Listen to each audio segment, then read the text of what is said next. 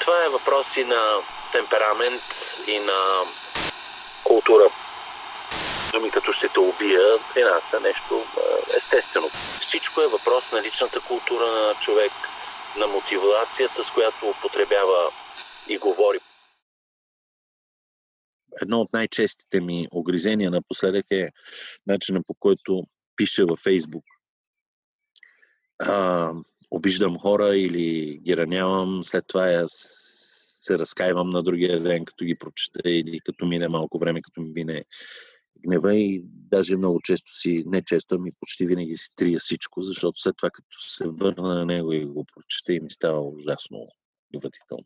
Нагли, самонадеяни, озверели, човекоподобни, изискващи право на заплати, без да полагат труд, изискващи помощи по болест, без да са болни, детски за деца, които играят с прасетата на улицата и майчински помощи за жени с инстинкти на улични кучки. Нагли, самонадеяни, озверели, човекоподобни, готови на убийство, за да ограбят няколко лева. Търся по-мека дума да го квалифицирам, но не мога да намеря. Това е отвратително, разбира се. Мисля, че един голям дисидент руски, който живееше в Лондон, написа преди много години едно есе за политическата коректност. Мисля, че това беше Владимир Буковски или сега ми излезе името му, много известен. Той почина съвсем наскоро. И за съжаление много късно започнахме да усещаме опасността пък от този термин. Така мисля и сега вече е твърде късно, предвид на това, което се случва в Западна Европа и в Америка с последните истерии покрай паметници, рушене на паметници и прочие неща. Разбира се, на много вълни този термин, тази идеология превзе Западна Европа. Повечето специалисти казват, че е тръгнало от кампусите, от университетите в Съединените американски щати. Тоест, това е изкуствено създадена идеология и то, за съжаление, в заведения за висши учебни заведения. И тя е другата крайност на крайността, с която започнахме нашия разговор с нейния антипод, а именно езика, който използва Валери Симеонов. Вече всичко е забранено, когато описваш различността на другите, говорейки за цвета на кожата им, за расата им, за сексуалната им ориентация. И според мен всичко зависи от мярата, с която го казваш, контекста, в който го казваш, дозировката, внимателното подбиране на думите.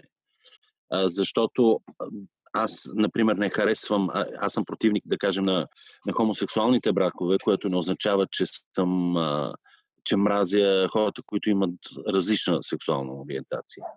И когато трябва да говоря по тази тема, много трудно ми е да говоря така, че да не попадна под ударите директно на така наречената политическа коректност. Затова мисля, че всичко е въпрос на личната култура на човек, на мотивацията, с която употребява и говори по някакви теми, които са чувствителни, и в крайна сметка до стила, до начина, по който ще каже нещата така, че да не обиди, но и да назове истината. Според теб обидно ли да речеш някого педал, мангал, помяр? Да, разбира се. Няма две съмнения по този въпрос. Думата педераст по-скоро вече е обидна, но си спомням, че до преди 30 години това не беше така. Тоест, има и динамика в езика. Думите, които ти каза в началото, са откровенно обидни, очевидно, и не би трябвало да се използват в публичен език. Това е въпрос и на темперамент, и на култура, както вече казах. В много народи тя се проявлява по различен начин. Ние сме по-към южните народи, с по-гореща кръв, по-спонтанни, по-темпераментни и много често говорим неща, които не мислим наистина или не бихме застанали за думите си, ако трябва да ги извършим. Думи като ще те убия при нас са нещо естествено, когато дори баща се ядоса на детето си. Така че правя разлика между тези неща и не мисля, че това е престъпление, въпреки че думите, както знаем и от световната класика, могат да убиват. Наистина това е и в християнската традиция един от най-опасните пътища, по които може човек да влезе. Невъздържаният език се осъжда, ако мога така да кажа, още от Стария завет насам.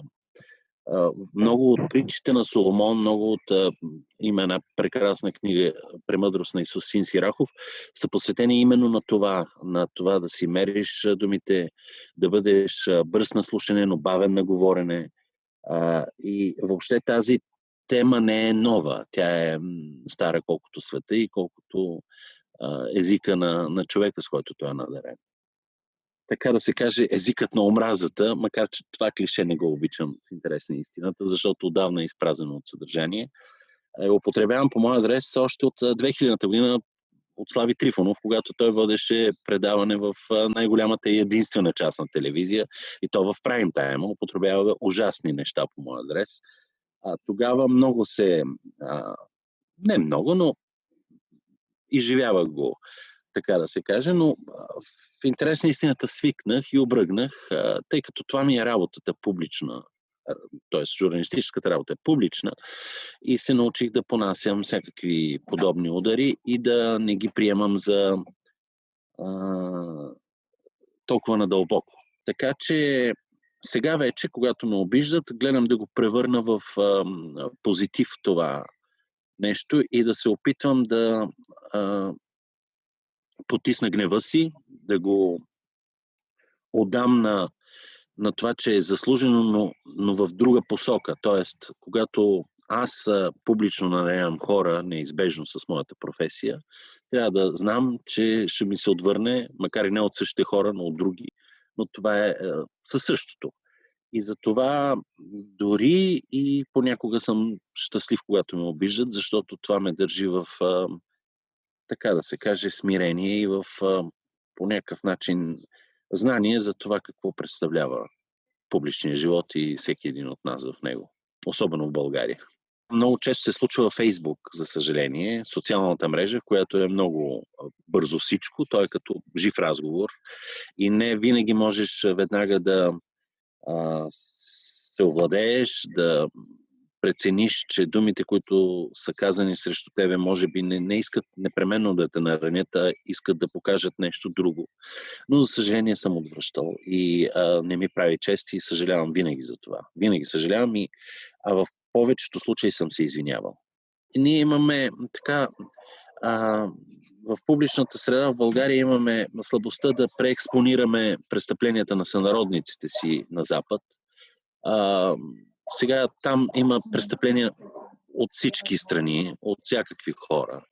Така че гледам да не ги разделям по национален признак, което, разбира се, когато ти ме пита за реакцията ми. Иначе, естествено е, че има групи и това също подлежи на така наречената политическа коректност. Има групи, които имат по-големи престъпни наклонности от други. Да кажем, това са ромите в България. И това е очевидно и няма защо да си затваряме очите за това. Много от така наречените мигранти, не говоря за истинските бежанци от войната и от бедствия, много агресивни хора от изтока, които наводниха Западна Европа, определено се държат по съвсем различен начин и тяхната престъпност е много по-голяма. Така че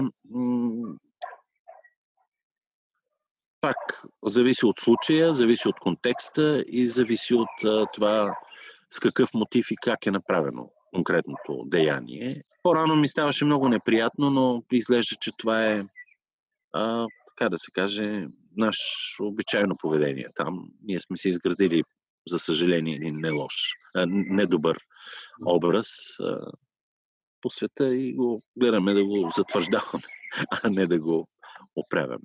Това не е много редно, когато се каже българи ели какво си направили, ели къде си, и след това се подразбере, че това са цигани, съм усещал в мене една така нотка на облегчение, признавам.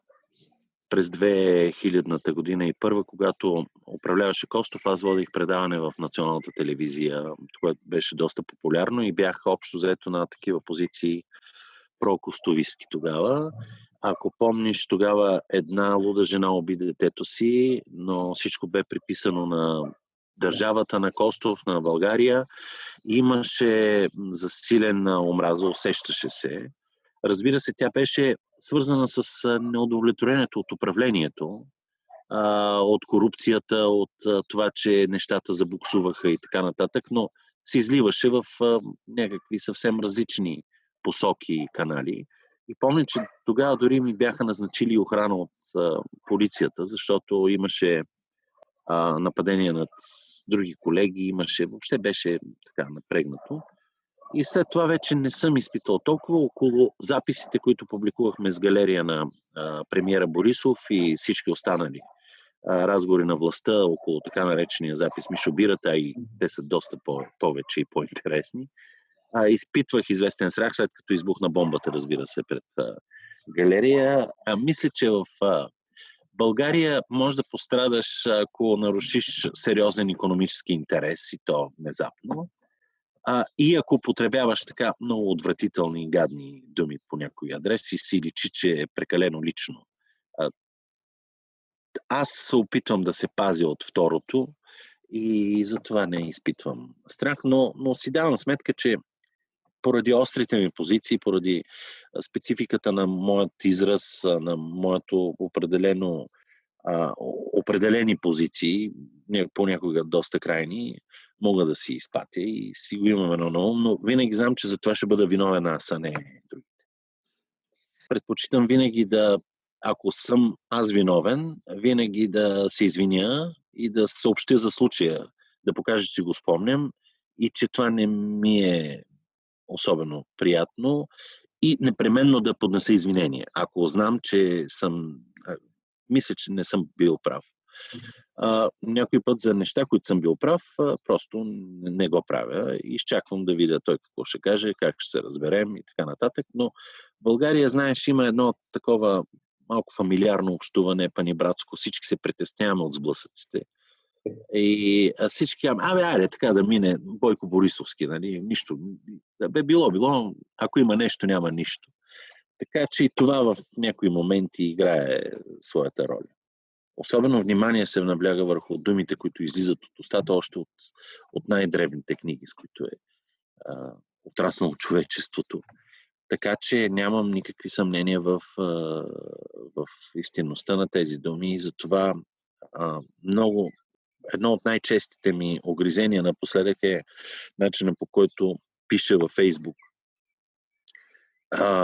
Обиждам хора или ги ранявам, след това се разкаивам на другия ден, като ги прочета или като мине малко време, като ми мине гнева и даже много често не често, ами почти винаги си трия всичко, защото след това като се върна на него и го прочета и ми става ужасно довратително. Така че да, абсолютно съм съгласен и вярвам в това, че думите могат да раняват и могат да убиват, кой не го и знае, разбира се. Но понеже каза, че това е последен въпрос, аз бях си го намислил да го кажа, особено в контекста на последните записи на разговори на премиера Борисов и така нататък. Мисля, че той е флагман на езика на омразата, така да се каже. Той институционализира публично. Ние свикнахме да слушаме от най-високо ниво и тук не става само въпрос за тези записи, които са абсолютно истински, разбира се, и това е неговия глас. Ние си знаем, че той така си говори без да бъде записван. И с това е нещо лошо, с което ние свикнахме. На никого не прави впечатление. Но Борисов още от самото начало, мисля, че беше още главен секретар, започна с този език на публична дисквалификация на други, на обиди, на персонални нападки, недопустими за един публичен разговор. И много хора, може би, го харесаха точно заради това. Аз пак казах, че е въпрос и до менталитет в някаква страна, защото такова нещо в Германия или в Великобритания или в Америка не би било възможно. Не, в Америка вече е възможно. Тръмп го прави същото, но Тръмп дойде 10 или колко, 20 16 години след нашия човек. Но само вижте последния разговор, записа на Борисов, за който той говори за председателката на Народното събрание, за други европейски лидери, и ще видите пар екселанс език на омразата, на дисквалификацията, на примитивният менталитет, на невъздържания, арогантен език. Така че в този смисъл ние сме институционализирали този език, гласуваме за него на свободни избори, преизбираме го за трети път, сега може би за четвърти. Така че това е много по-дълбок проблем, свързан с по-широкия менталитет, т.е. доминиращия менталитет в България.